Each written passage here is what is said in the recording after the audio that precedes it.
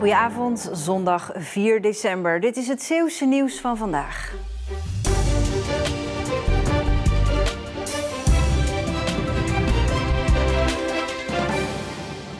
De brandweer heeft vanmorgen in alle vroegte 3 personen uit een brandende woning in de Kasteelstraat in Vlissingen gehaald. De brand brak rond 3:30 uit in de benedenwoning van het pand.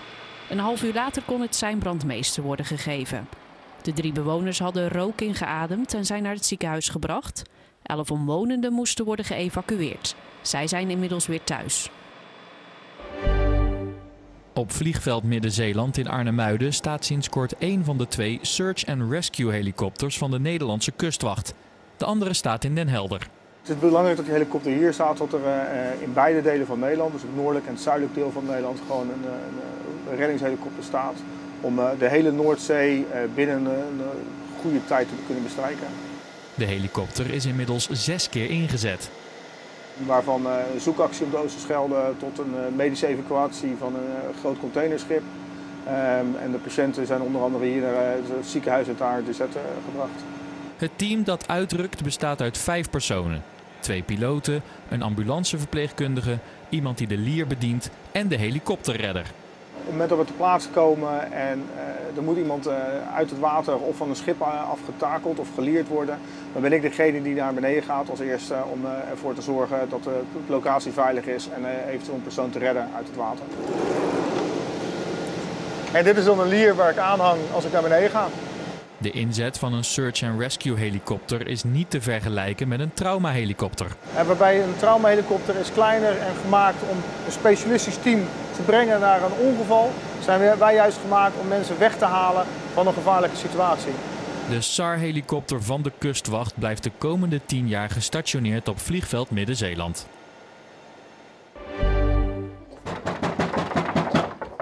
Hey! Hoor wie klopt daar, kinderen?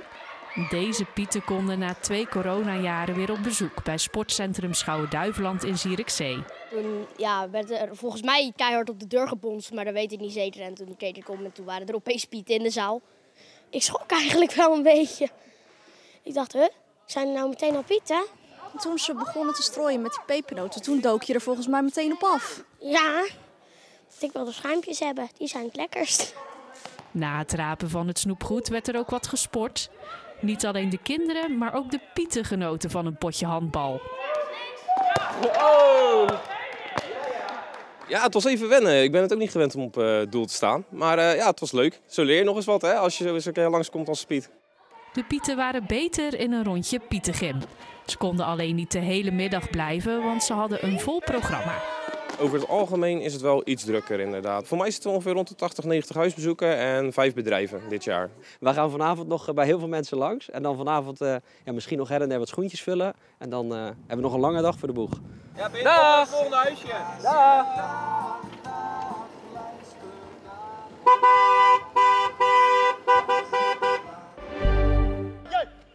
Hier staan WAS uit Sint-Anneland en FC Axel nog tegen elkaar te voetballen. Om iedere bal wordt gestreden en het gaat om kostbare punten. De wedstrijd eindigt in 3-1 voor thuisploeg WAS. Ze zijn speciaal vroeger gaan voetballen, zodat ze na hun eigen wedstrijd samen in de kantine naar het Nederlands elftal kunnen kijken. En dat was hartstikke gezellig. Ja, dat is denk ik toch wel mooi. Eerst bij je directe concurrent en je herkent elkaar in het veld. En vervolgens in de kantine tik je elkaar aan van proost hè, proost. En dan kijk je toch gewoon samen de wedstrijd. Dat vind ik zelf ook wel mooi.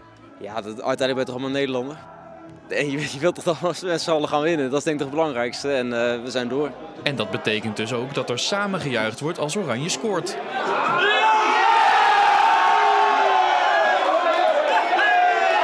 Om dit voetbalfeestje te organiseren moest de wedstrijd worden vervroegd en daarvoor moesten de KNVB en FC Axel ook meewerken.